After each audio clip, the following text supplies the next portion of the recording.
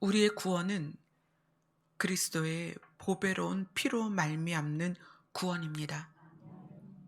그 피가 십자가에서부터 우리 각 사람에게 흘러서 우리에게 새 생명을 주셨습니다. 우리의 새 생명을 잃지 않게 하옵시고 우리의 길을 인도하여 주옵소서. 예수님 이름으로 기도드리옵나이다. 아멘.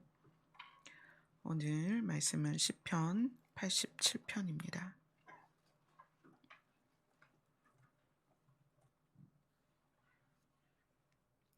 시편 87편 1절부터 7절까지 다 같이 한 목소리로 읽겠습니다. 시작. 그의 터전이 성산에 있으며 여호와께서 야곱의 모든 거처보다 시온의 문들을 사랑하시는도다. 하나님의 성이여 너를 가리켜 영광스럽다 말하는도다. 나는 라합과 바벨론이 나를 아는 자 중에 있다 말하리로다. 보라, 블레셋과 두로와 구스여 이것들도 거기서 났다 하리로다. 시온에 대하여 말하기를 이 사람 저 사람이 거기서 났다 말하기를 지존자가 친히 시온을 세우리라 하는도다. 여호와께서 민족들을 등록하실 때에는 그 수를 세시며 이 사람이 거기서 났다 하시리로다. 노래하는 자와 뛰어노는 자들이 말하기를 나의 모든 근원이 내게 있다 하리로다. 아멘. 고라자손의 노래입니다.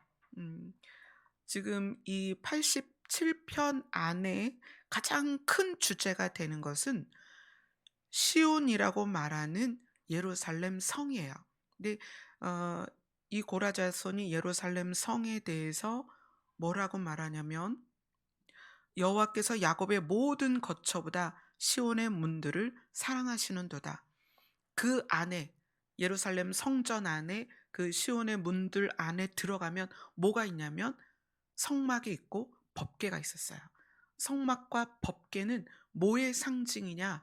하나님의 말씀의 상징이기도 하고 하나님의 사랑의 상징이기도 하고 하나님의 실제로 존재하심의 상징이기도 해요. 그 법궤 안에 들었던 것이 십계명, 또 아론의 쌍난 지팡이, 만나. 이것은 하나님의 우리를 향한 뜻, 그다음에 하나님이 살아계신 신이시라는 증거. 아론의 쌍난 지팡이와 만나가 하나님이 살아계시다는 증거입니다. 그것을 법궤 안에 두고 그 법궤를 천사 그룹이 지키고 그 안에 여호와의 불, 쉐키나의 불이 있고 그것을 담는 큰 성막이 있고 이스라엘 백성은 그 앞에 가서 여호와를 만납니다. 물론 직접 만날 수 없기 때문에 제사장들이 그 일을 대신해 줬죠. 하나님 자신이 그 장소를 왜 사랑하셨느냐?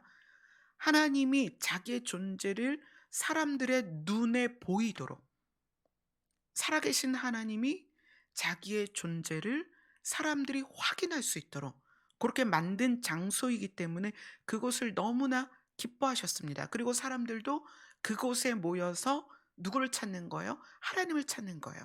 그래서 죄 사함을 받아야 된다면 번제나 속죄제나 화목제나 제물을 드려서 하나님과의 관계를 어, 화목케 하고 죄 사함을 받고 그래서 하나님과 나와의 관계를 형성하고 지속시키는 자리, 그곳이 예루살렘 성전이었습니다. 그래서 하나님은 그 성을 너무나 사랑하시죠. 그래서 오늘 87편 1절로 3절이 그 이야기를 합니다. 그의 터전이 하나님의 터전이 성산에 있으며 여호와께서 야곱의 모든 거처보다 시온의 문들을 사랑하시는도다. 하나님의 성이여 너를 가리켜 영광스럽게 말하는도다. 자, 이렇게 여호와의 성전이 또 시온이 하나님의 법궤가 있는 곳이 얼마나 중요한지를 영광을 드러내고 그 다음에 4절부터 5절까지를 우리 정윤 자매가 읽어주세요. 나는 라합과 바벨론이 나를 아는 자 중에 있다 말하리라. 보라, 블레셋과 두로와 구스여 이것들도 거기서 났다 하리로다. 시온에 대하여 말하기를 이 사람 저 사람이 거기서 났다고 말하리니 지존자가 친히 시온을 세우리라 하는도다. 네. 여기에 지금 등장하는 라합, 바벨론, 블레셋, 두로, 구스는 어떤 의미냐면 여기서 라합은 사람 이름 라합이 아니에요. 이 라합은 성경에서 라합이라는 이름이 여리고성에 정탐꾼이 갔을 때 숨겨두고 신부는 기생이었지만 이스라엘 정탐꾼을 숨겨주고 나중에 여리고성이 무너질 때 그 라합이 자기 가족들을 친족들을 살려내죠. 그거는 인명으로서 사람의 이름으로 라합이고 여기에서의 라합은 다른 뜻이에요. 이사야서로 갑니다. 이사야서 30장 7절입니다.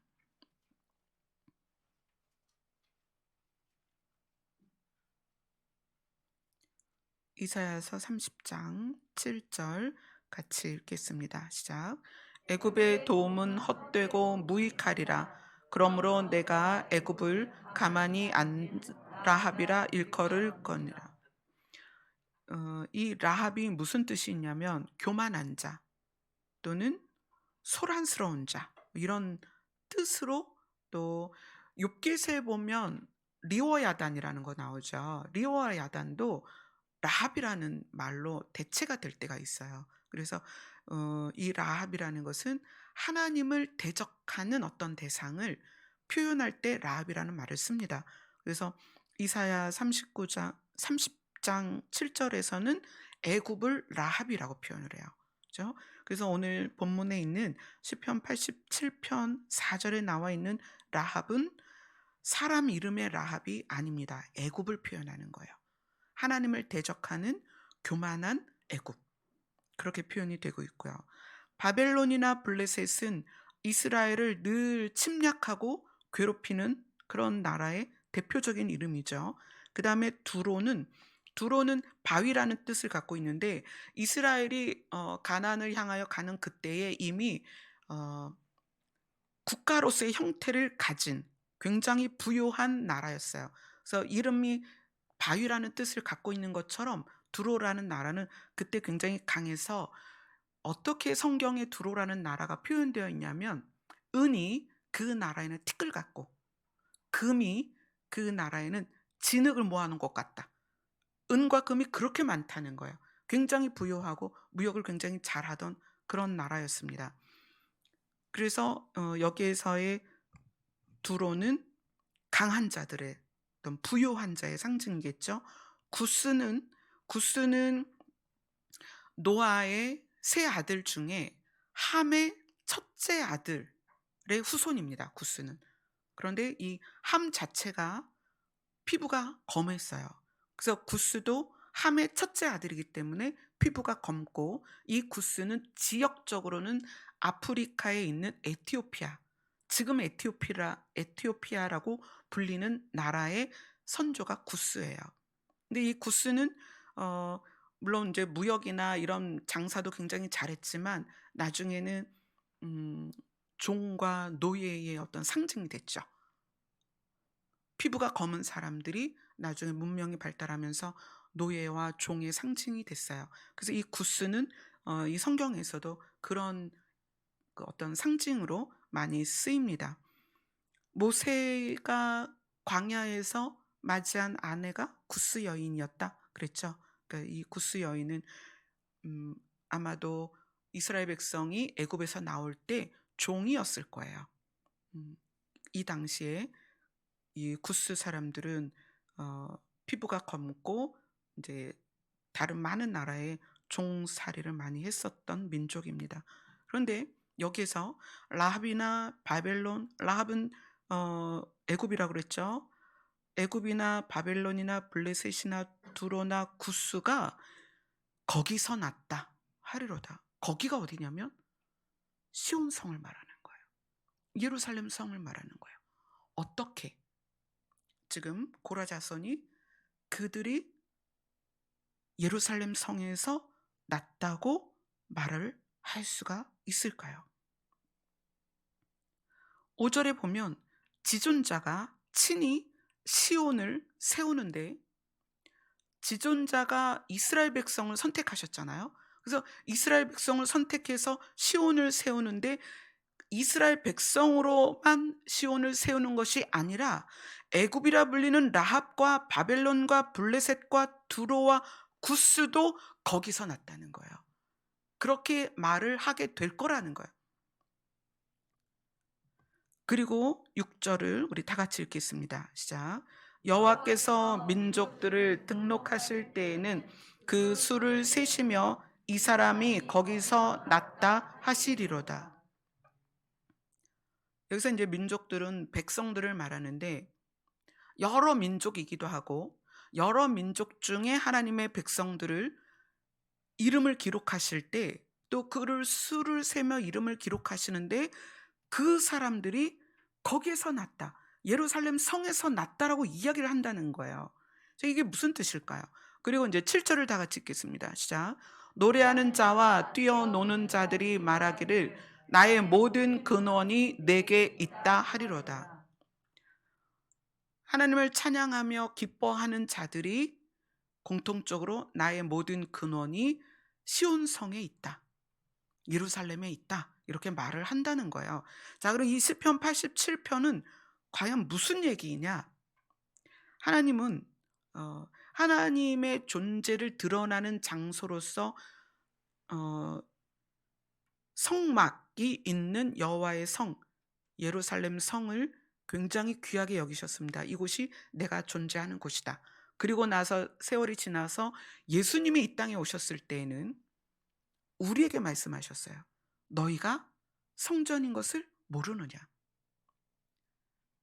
법궤가 있고 그 법궤를 포함한 성막이 있고 성막에 있는 예루살렘 성을 하나님이 자기 자신을 드러내는 장소로 사용하시고 그곳을 모든 민족이 찾아오게 했는데 이제는 예수님이 이 땅에 오셔서 우리에게 무엇을 말씀하셨냐면 너희가 이제 법궤가 모셔져 있는 성막이 있는 성전이다. 이 시편 87편이 노래되어질 때에는 사방에서 수많은 민족이 예루살렘 성으로 가야만 했어요. 명절 때마다. 누구를 만나기 위해서? 여호와를 만나기 위해서. 그런데 신이신 하나님이 사람의 몸으로 오셔서 그거를 이제 바꿔주셨어요. 이제 매일 드리는 제사를 드릴 필요가 없다. 이제 내가 너희와 직접 만날 것이다. 법궤가 있는 성막이 너희 안에 있다. 아멘. 그래서 우리 자신이 이제 성전이 된 거예요. 여러분 자신은 각각 돌아다니는 성전입니다. 이 성전은 라합도 성전이 될 수 있고 바벨론도 성전이 될 수 있고 블레셋도 성전이 될 수 있고 두로도 구스도 성전이 될 수 있습니다. 누가 오시기만 하면 하나님이 내 안에 오시기만 하면. 그래서 우리는 나라와 민족을 구별하지 않고 차별하지 않고 우리가 다 하나님의 거룩한 백성이 된 것입니다. 아멘. 우리의 근원을 어디에 두고? 하나님께 두고. 아멘. 근데 이것이 여기에서 그치는 게 아니에요. 우리가 지금 각자가 법궤를 모신 성막으로서 성전으로서의 역할을 하며 살아가는데 이것이 최종적인 모습이 있다는 거예요. 이 87편에서 말하는 그 시온의 문들, 그 하나님의 성, 그게 어디에 나올까요? 계시록에 나온다는 거예요. 우리 계시록 봅시다. 요한계시록 21장입니다.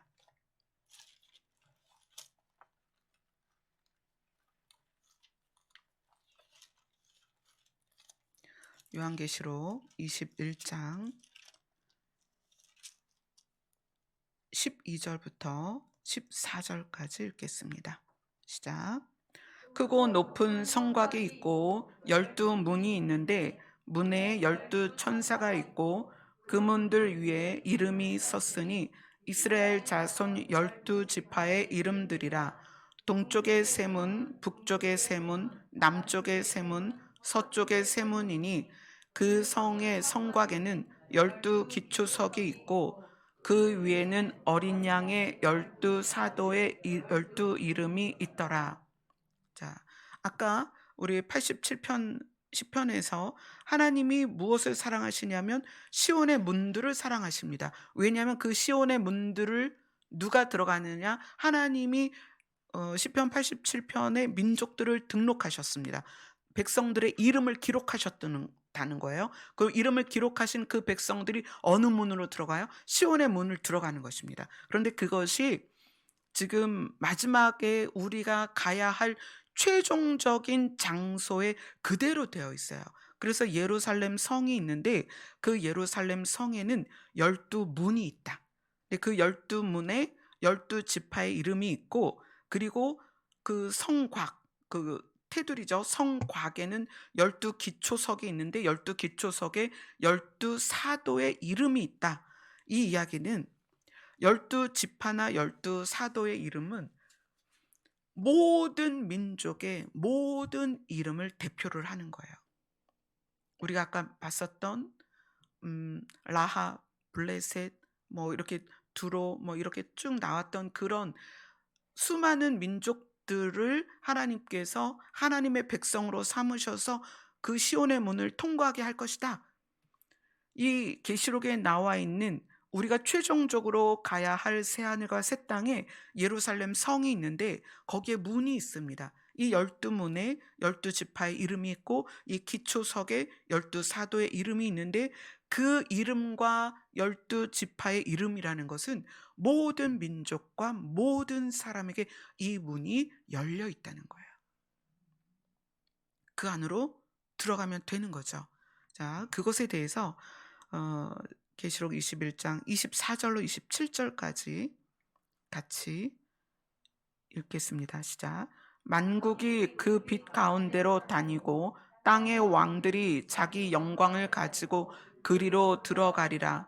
낮에 성문들을 도무지 닫지 아니하리니 거기에는 밤이 없으리라. 사람들이 만국의 영광과 존귀를 가지고 그리로 들어가겠고 무엇이든지 속된 것이나 가증한 일 또는 거짓말하는 자는 결코 그리로 들어가지 못하되 오직 어린 양의 생명책에 기록된 자들만 들어가리라.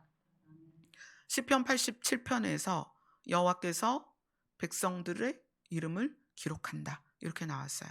하나님께서 어린 양의 생명책에 이름을 기록하고 그 기록된 이름으로써 여기에 등장하면 그 예루살렘 성의 12문을 통과하여 성 안에 들어가게 됩니다. 그리고 그 성 안에서 완전하신 여호와의 영광과 함께 그 안에 살게 되는 거예요. 시작은 예표로서 또 본을 보이기 위해서 하나님이 이스라엘 백성에게 실제적인 법궤와 실제적인 성막을 만들고 내가 여기 있다. 너희들이 나를 만나러 와라. 그게 구약의 시대였어요. 신약의 시대는 하나님이 직접 사람의 몸으로 이 땅에 오셔서 하나님 자신이 우리를 만나 주셨어요. 그래서 예수님이 부활하시면서 예수님이 부활하시는 그 상황에서 어떻게 됐어요? 휘장이 성막에 있는 휘장이 갈라지고 우리와 하나님이 직접 만나는 통로가 열렸어요.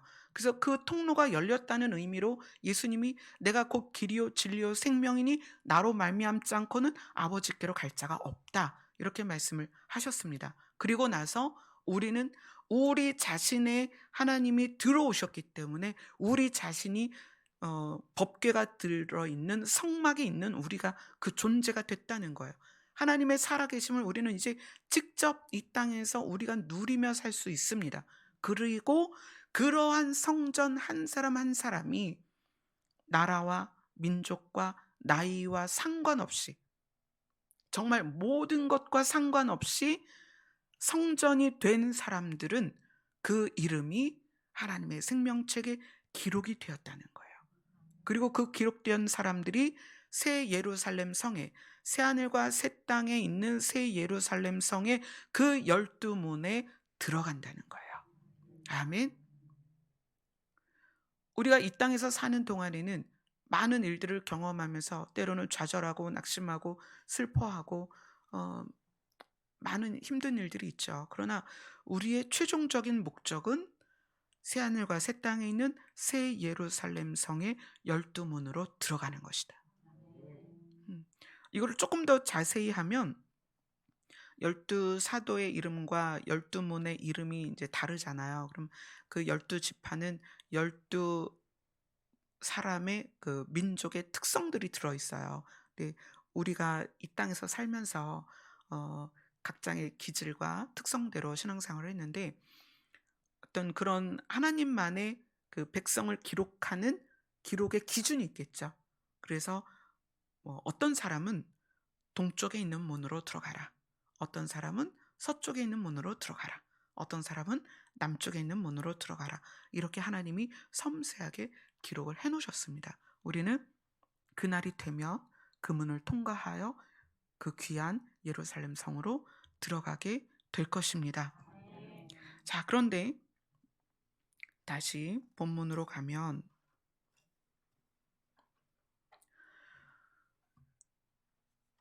이제 우리가 다 각자 하나님을 믿은 시기가 다르고 또 하나님을 믿으며 지내온 어떤 경험치가 다 달라요. 그런 상태에서 과연 우리가 끝까지 그 우리가 목표로 하고 있는 새 예루살렘 성의 그 12 문으로 들어갈 수가 있는가?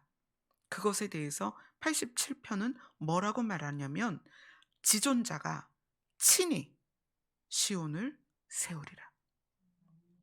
지존자가 친히 시온에 들어갈 우리를 인도하실 것입니다. 지존자가 친히 우리의 걸음을 보호하실 것입니다. 오늘 시편 87편의 가장 중요한 말씀은 바로 그거예요. 지존자가 친히 세우리라. 일단 우리가 생명책의 이름을 기록한다는 것이 오늘 시편 87편 7절엔 이렇게 얘기해요. 노래하는 자와 뛰어노는 자들이 말하기를 나의 모든 근원이 내게 있다 하리로다. 나의 모든 근원이 예루살렘 성에 있다 하리로다. 이 이야기는 생명책에 우리 이름이 적히면 우리가 이제 출생신고를 하는 거예요. 저는 저희 부모님이 출생신고를 하고 저의 본적은 어, 서울시 성북구 하월곡동 산 2번지예요. 거기가 제 본적이에요. 그런데 우리를 출생신고를 다시 한다는 거예요. 어떻게? 너의 모든 근원이 우리의 모든 근원이 너에게 있다. 성에 있다. 우리의 출생신고가 어떻게 다시 되냐면 이게 거듭나는 거죠. 중생입니다. 우리의 출생신고가 어떻게 되냐면 예루살렘 성에서 태어났다. 예루살렘 성에서 태어나서 우리가 이 땅에서는 나그네로 살다가 어떻게 돼야 돼요? 고향으로 돌아가는 거예요. 왜? 우리의 출생지가 그곳이니까. 아멘. 그래서 나의 모든 근원이 너에게 있다라고 하는 말씀은 나는 어, 예루살렘 성에서 태어났고 나는 고향으로 돌아갈 것이다. 우리의 이름이 예루살렘 성의 그 거주자로서의 자격 어디에 기록되었느냐? 생명책에 기록되었다는 거예요. 아멘. 그것을 오늘 시편 87편에서는 여호와께서 이름 백성들을 민족들을 등록하실 때에 기록하실 때에 어디에 생명책에 기록하실 때에 하나님이 그 수를 세시며 그래 얘도 여기서 났다. 얘도 여기서 났다. 여기가 어디예요? 예루살렘 성에 났다. 우리는 이 땅에서는 고향을 떠나온 나그네입니다. 이제 우리는 고향으로 돌아가야 돼요. 우리의 고향은 예루살렘입니다. 아멘. 그런데 그 예루살렘으로 돌아가는 길이 워낙 험난하고 이스라엘 백성이 애굽에서 가나안까지 가는 길이 얼마나 힘들었어요. 그 고난의 길을 이 시편 87편에서 고라 자손이 우리에게 알려주는 거예요. 너희들이 스스로 각자 하나님을 섬기는 성막으로서 이 땅에서 살아가고 있지만 너희가 가야 할 너희의 고향으로 가는 그 과정이 쉽지 않아. 그래서 누가 지존자가 친히 여러분 한 사람 한 사람을 시온으로 세울 것입니다. 아멘. 신앙생활은 나와 하나님과의 관계로 가는 것입니다. 음 제가 이제 12월 달은 많이 음 사역이 힘들었어요. 이제 과중하고 어 연말이다 보니까 더 상담도 문의도 많았고, 찾아오시는 분도 거의 뭐 하루 걸러 한 분씩 계속 찾아오시고 상담하고, 또 예배도 굉장히 많았고, 그래서 많이 지쳤었어요. 그래서 지난주 마지막 예배를 드리는데 제가 강단에 서서 '이게 나의 임계점이다. 여기서 조금만 한 발짝만 더 나가면 내 상태가 변할 것 같은 거예요.' 그 임계점이라는 게 그거거든요. 액체가 기체가 되는, 그래서 상태가 변하는, 그 상태를 변화시키는 그 어떤 마지막 라인, 그걸 임계점이라고 하는데, 제가 그런 거예요. 그래서 강단에서 내려왔는데 김경미 권사님이 "목사님 얼굴이 너무 안 좋다."고. 맞아요. 제가 그때 봐도 막 다크서클이 막 무릎까지 내려오고 너무 이제 피곤했었어요.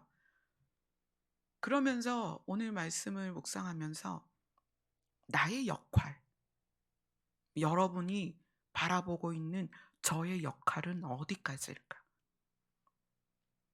저의 역할은 제가 할 수 있는 범위까지입니다. 그 이상은 아니에요. 저의 역할은 하나님이 세우실 때까지입니다. 여러분을 고향으로 돌아가게 하는 분은 하나님이세요. 오늘 말씀하신 것처럼 지존자가, 여호와 하나님이 여러분 각자를 예루살렘 성 그 문으로 들어가게 할 것입니다. 그래서 때로는 어 이런 경우가 있죠. 여러분이 우리 교회를 와서 어떤 기대치를 가지고 왔는데 처음에는 그 기대치에 맞다가 나중에 기대에 못 미칠 수가 있어요. 그러면 여러분이 여러분의 신앙을 돕고 이끌어 줄 다른 사역자를 만나도 된다는 거예요. 저는 저의 역량만큼 사역을 해요. 뭐 그 이상은 저의 범위가 아니기 때문에 그건 할 수가 없죠. 여러분들 입장은 고향인 하나님의 나라로 가야 되는 그 여정 가운데 있어요. 저는 이것을 맡은 자로서 이걸 하는 거예요. 그러면 여러분들은 어떤 면에서는 어 때로는 제가 스스로 그렇게 생각할 때가 있어요. 여러분들의 어떤 그 기대나 수준이 우리 열린 하늘문 교회보다 커지면 여러분은 그것을 리드해 주고 인도해 줄 분을 찾아가는 게 정상이에요. 왜 그러냐면 최종적으로 하나님이 여러분을 키우고 싶은 그 그릇의 크기가 다 다르기 때문에 그건 정말 당연하고 어 그럴 수밖에 없는 거예요. 또 공동체 안에서 각자의 역할을 감당하다가 하나님이 어떤 사람에게 다른 역할을 줄 수가 있는데 그 역할이 우리 교회 내에서 할 수 없는 역할일 때가 있어요. 우리 교회는 구조상 아무 일도 하지 않는 구조이기 때문에 역할을 주셨는데 그 역할을 여기서 할 수 없다면 또 다른 곳에서 할 수도 있다는 거예요. 가장 중요한 건 내가 하나님과의 관계에서 하나님의 나라 예루살렘 성으로 인도되어져 가는가, 그게 제일 중요하다는 거예요. 아멘. 어느 교회에 있고 누구와 함께 그 신앙생활을 하느냐 보다도 내가 어 나를 인도하시는 하나님의 인도 안에 있느냐, 이게 더 중요하다는 거예요. 만약에 저와 함께 이곳에 있으면서 개인이 하나님의 인도를 받지 않고 저를 의지한다면 그거는 신앙생활을 실패할 수밖에 없어요. 만약에 제 아이 찬미라 할지라도 찬미가 만약에 "엄마, 저는 이런 부분에 있어서 이렇게 사역을 해야 되는데 우리 교회는 그럴 수가 없네요. 하나님, 하나님이 저를 향한 부르심이 이런 거예요." "그래, 그러면 그렇게 가서 너의 부르심대로 사역을 해." 이렇게 해야 되는 거거든요. 그러니까 목회자와 성도 안에 이 교회 또는 이 목회자 또는 뭐 내 교회, 뭐 내 성도, 내 교회 이런 개념이 없어야 된다는 거예요. 어 뭐 이거를 이제 잘못 들으면 또 이상하게 오해가 될 수 있는데, 제가 말씀드리고자 하는 내용의 요지는 각자는 지존자의 인도를 받아야 된다는 거예요. 아멘. 가장 최우선이 지존자의 인도를 받아야 된다는 거예요. 이건 너무나 중요한 거예요. 왜냐하면 저는 제 사역 안에서 제 역량 안에서 제가 맡은 걸 하는 거예요. 여러분을 인도하는 분은 지존자입니다. 아멘. 우리 성경 시편 안에서만 몇 군데 보겠습니다. 시편 23편. 시편 23편은 그냥 여러분들이 외우실 수 있으면 그냥 외우시면 너무 좋을 것 같아요. 시편 23편 1절로 6절 다 같이 읽겠습니다. 시작. 여호와는 나의 목자시니 내게 부족함이 없으리로다. 그가 나를 푸른 풀밭에 누이시며 실바라 물가로 내 영혼이 소생시키시고 자기 이름을 위하여 의의 길로 인도하시는도다. 내가 사망의 음침한 골짜기로 다닐지라도 해를 두려워하지 않을 것은 주께서 나와 함께 하심이라. 주의 지팡이와 막대기가 나를 안위하시나이다. 주께서 내 원수의 목전에서 내게 상을 차려주시고 기름을 내 머리에 부으셨으니 내 평생의 선하심과 인자하심이 반드시 나를 따르리니 내가 여호와의 집에 영원히 살리로다. 내가 여호와의 집에 영원히 살 수 있도록 어떻게? 나의 목자가 되어 주실 것이다. 이 목자는 전제 조건이 뭐다? 양을 인도하는 거다. 우리의 인도자는 지존자이신 하나님이십니다.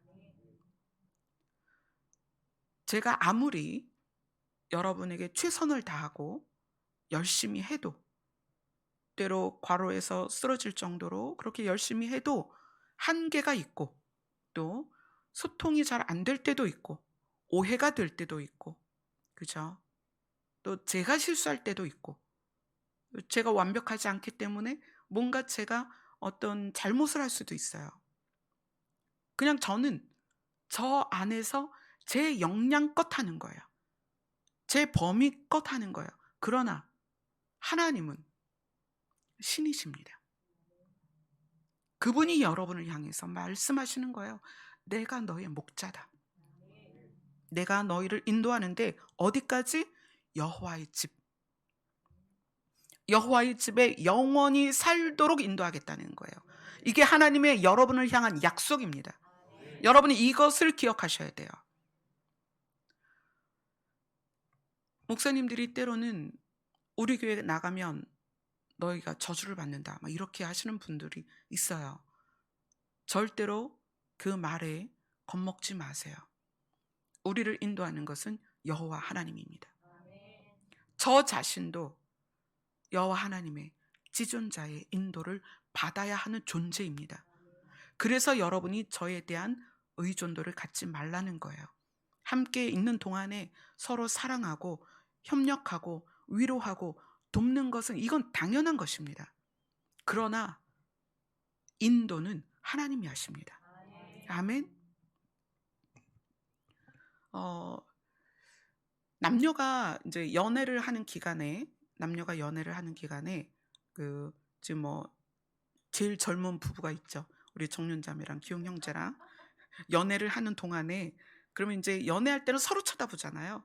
야, 너 어디 있니? 너 왜 거기 있니? 너 나랑 밥 먹자. 뭐 어디 가자. 그리고 둘이 막 꽁냥꽁냥 하다가 이제 결혼을 했어요.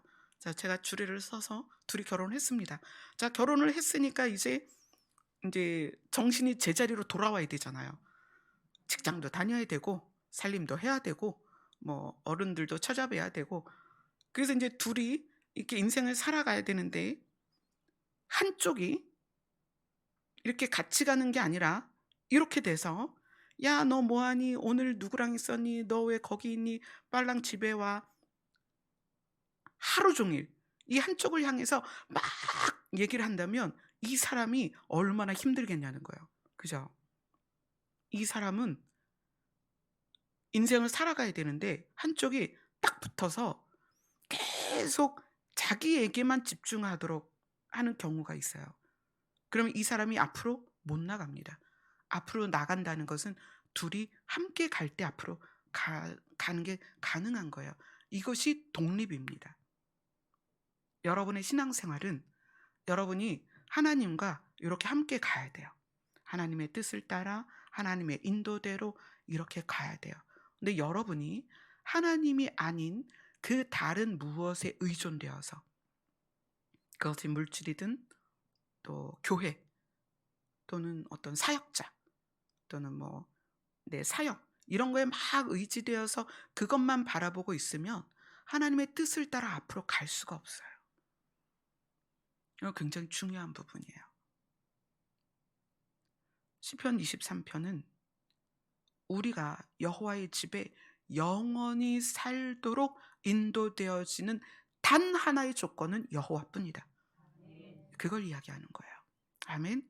자, 하나님은 우리가 새하늘과 새 땅에 있는 새 예루살렘 성에 그 12문을 통과하는 하나님의 백성이 되기를 원하십니다. 우리가 그 출생신고는 했어요. 우리 여러분 다 출생신고를 했습니다. 그런데 이 출생신고를 받은 한 우리가 하나님이 생명책에 기록을 하셨는데 우리가 그 나라에 갈 때까지 이것을 번복하지 말아야 된단 말이에요. 우리가 출생신고를 또 다른 데 가서 또 해버릴 수도 있다는 거죠. 하나님의 인도를 받아야 되는데 그것에 대한 인도를 받는 것에 대한 개념을 내가 가지고 있느냐 없느냐가 중요하다는 거예요. 이것의 개념이 없으면 계속 목사님만 찾아가고 목사님한테 그 목사님 말 한마디에 내 인생이 좌우가 되고 목사님이 하라고 하면 집까지 팔아서 바치고 이런 상황이 된다는 거예요. 내가 하나님이 나를 인도하실 것에 대한 신뢰가 없고 교회가 나를 인도할 것이라고 생각하면 교회에 전 재산을 내놓고 집안은 돌보지도 않고 아이든 돌보지도 않고 남편 밥도 안 해주고 그냥 교회가 있는 거예요. 목회자도 교회도 우리를 하나님의 집으로 인도하지 못합니다. 도구로 교회와 목회자를 사용은 하실 수 있지만 진짜로 우리를 인도하시는 분은 지존자 하나님이라는 거예요. 아멘. 그래서 여러분들의 신앙생활이 어디까지 가정을 가지고 신앙생활을 해야 되냐면 목회자가 없어졌을 때, 교회가 사라졌을 때, 모든 공급이 외부로부터 끊어졌을 때, 그때에도 내가 흔들림 없이 여호와를 바라보고 있는가? 그 전제를 가지고 여러분이 신앙생활을 하셔야 된다는 거예요. 왜냐하면 우리를 인도하는 분은 때로는 눈에 보이지 않아요. 우리를 인도하는 분은 때로는 그분의 소리가 우리에게 들리지 않아요. 우리를 인도하는 분은 때로는 우리에게 어떤 모양으로도 그 반전을 일으켜 주지 않을 때가 있다는 거예요. 내가 여전히 아프고 내가 여전히 가난하고 내가 여전히 상황이 어렵고 내가 여전히 두렵고 여전히 힘들 수 있다는 거예요. 그럼에도 불구하고 하나님은 약속하셨습니다. 지존자가 친히 시온을 세울 것이다. 우리가 그 과정에 있다 할지라도 하나님은 반드시 우리 각자를 시온으로 세우십니다. 아멘. 이런 경우가 있어요. 하나는 내 영은 하나님을 믿어요. 하나님이 신이신 걸 믿고 예수님이 나의 죄 때문에 죽으셔서 내가 예수님의 피로 말미암아 속죄를 받은 자라는 거를 내 영은 믿었는데 내 지식이 그것에 동의되지 않을 때가 있어요. 그래서 분명히 이 사람에게 믿음은 있는데 본인이 믿어지지 않는다라고 말할 때가 있어요. 이거는 영으로 오신 성령님이 지식으로 느껴지는 데까지의 시간차가 있다는 거예요. 그럴 수 있습니다, 여러분. 충분히 그럴 수가 있어요. 또 하나는 지식으로 믿어져. 그래, 하나님 계시지? 맞아, 예수님이 십자가에 매달리셨어. 그분이 죽으셔서 부활하셨어. 이건 철석같이 다 알아요. 그런데 이 마음이, 그 지식이 마음으로 내려오지 않아서 마음이 움직이지 않는 거예요. 지식으로는 하나님이 계신 걸 알고, 하나님이 우리를 위해서 예수님을 보내신 것도 알고, 예수님 믿고 천국 가야 되는 것도 다 아는데, 마음은 여전히 내가 가고 싶은 방향으로 마음이 끌려간단 말이에요. 이 지식으로 알고 있는 것이 마음으로 내려오는 것에도 시간이 필요합니다. 그러면 이 공간 가운데 우리가 뭘 해야 되느냐? 이 시간 가운데 주의 이름을 부르는 거예요. 하나님 앞에서. 하나님은 반드시 우리의 안에 들어오신 예수 그리스도와 그리고 성령을 통해서 우리의 지식과 감정까지 하나님께서 이끌어 가십니다. 또 지식으로는 알아진 것을 마음으로 바뀌지 않을 때 성령께서 내 안에서 내 마음을 다루어 가십니다. 어떻게 하면? 나를 시온으로 세우실 지존자를 믿으면, 지존자를 신뢰하면, 지존자를 의지하면 그분께서 우리를 그렇게 인도하신다는 거예요. 하나님이 우리를 향한 키워드가 인도라는 키워드가 하나가 있고, 또 하나는 시편 32편으로 갈게요. 시편 32편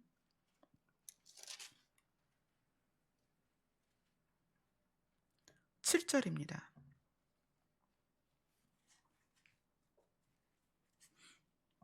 같이 읽겠습니다. 시작. 주는 나의 은신처이오니 환난에서 나를 보호하시고 구원의 노래로 나를 두루시리이다. 그리고 37편 28절입니다.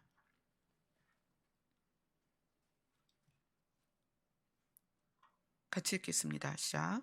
여호와께서 정의를 사랑하시고 그의 성도를 버리지 아니하심이로다. 그들은 영원히 보호를 받으나 악인의 자손은 끊어지리로다. 지존자가 시온을 세워가는 우리 각자를 새 예루살렘 성의 문에, 시온의 문으로 들어가게 인도하시는 그 방법이, 키워드가 하나는 인도라고 그랬고 하나는 뭐냐면 보호입니다. 보호. 악한 세상 가운데에서, 악한 물결 가운데에서 우리를 하나님이 보호하십니다. 여러분이 지금 이 시간에 여기에서 하나님의 이름을 부르고 있다는 건 기적입니다.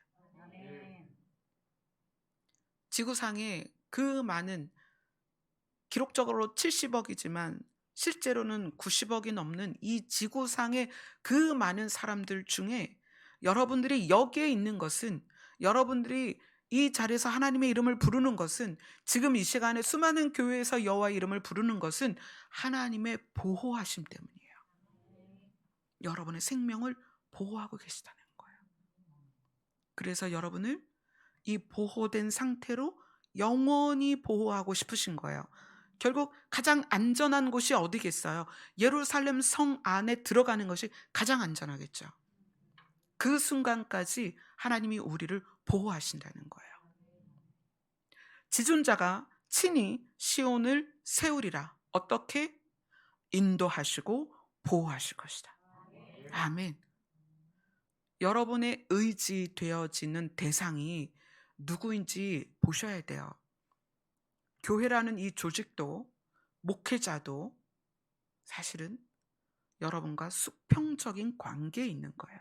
그래서 여러분이 기대에 못 미치는 교회도 될 수 있고, 여러분이 상처받는 공동체가 될 수도 있고, 또 여러분에게 상처를 주는 목회자도 될 수가 있고, 이건 수평적인 관계 안에서 얼마든지 있을 수 있는 일이에요. 그렇죠. 제가 아무리 노력을 한다고 해도 수십 명, 수백 명의 요구를 다 들어드릴 수는 없습니다. 또 각각의 그 성향들이 너무나 다른데 여러분의 성향과 제가 딱 맞을 수도 없다는 거예요. 단지 저는 이곳에 서서 하나님이 맡기신 일을 묵묵히 감당할 뿐입니다. 저와 여러분은 수평적인 관계예요. 수평적인 관계는 절대 인도할 수 없습니다. 수직적인 관계에서 내려다보고 보호하시고 지키시는 그 눈이, 여호와의 눈이 여러분을 감찰하시고, 여러분이 혹시 좌절되어서 넘어지더라도 여러분을 일으키는 것은 수평적인 관계에서 여러분을 일으키는 것이 아니라 수직적인 관계에 있는 하나님께서 여러분을 일으키신다는 거예요. 그래서 어떤 상황에서든 여러분이 늘 여호와의 이름을 부르는, 그것이 삶의 자리에서든 교회에서든 직장에서든 차를 운전하든 늘 여호와의 이름을 묵상하며 그분에게 마음이 집중되어져 있어야 한다는 거예요. 그러면 제가 알려드리는 건 아주 부분적이에요. 이 성경 66권을 저도 이해하지 못하는 부분이 있을 수 있고, 또는 저도 잘못 알고 있는 부분이 있을 수 있어요. 그러나 성령은 한치의 오차도 없이 여러분을 가르치십니다.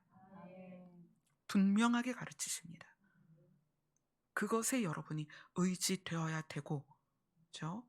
수평적인 관계에 있는 것들을 의지하지 말라는 거예요. 교회도 조직도 목회자도 여러분을 인도하고 보호하는 존재가 아닙니다. 교회도 조직도 목회자도 하나님의 인도와 보호를 받아야 되는 존재예요. 단지 우리가 하나님의 인도와 보호 안에서, 하나님의 계명이 뭐예요? 서로 사랑하라는 계명이잖아요. 초대교회처럼 서로의 필요를 나누고 힘든 사람들을 격려하고 돕고 때로는 손잡아주고 위로하고, 내가 다리를 절지언정 누군가 다리를 저를 때 가서 위로해 줄 수 있잖아요. 내가 콩팥 하나가 사라졌어도 콩팥 하나 없는 사람에게 가서 위로를 해줄 수는 있잖아요. 공동체는 그런 거라는 거예요.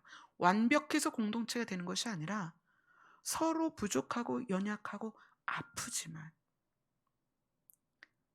지존자의 인도를 함께 따라가는 존재라는 거예요. 하나님은 미쁘사, 하나님만이 믿을만 하사, 하나님만이 우리를 하나님의 영원한 처소로 인도하십니다. 아멘. 그것이 여러분에겐 가장 큰 소망이에요. 여러분이 저를 기대한다면 반드시 실망합니다. 여러분이 우리 교회를 기대한다면 반드시 실망해요. 저나 교회나 공동체가 여러분들에게 뭘 해줄 수 있겠어요? 여러분의 머리카락까지도 세시는 여호와 하나님이 여러분 각자를 인도하십니다. 아멘. 그래서 독립적인 믿음이라는 것은 하나님과 1대1의 관계에 들어간 것이 독립적인 믿음이에요. 여러분 각자가 그런 독립적인 믿음에 서서 지존자가 인도하시는 걸음을 따라가는 그런 성도들이 다 되시기를 소원합니다. 아멘. 우리 찬송가 269장입니다. 찬송가 269장입니다.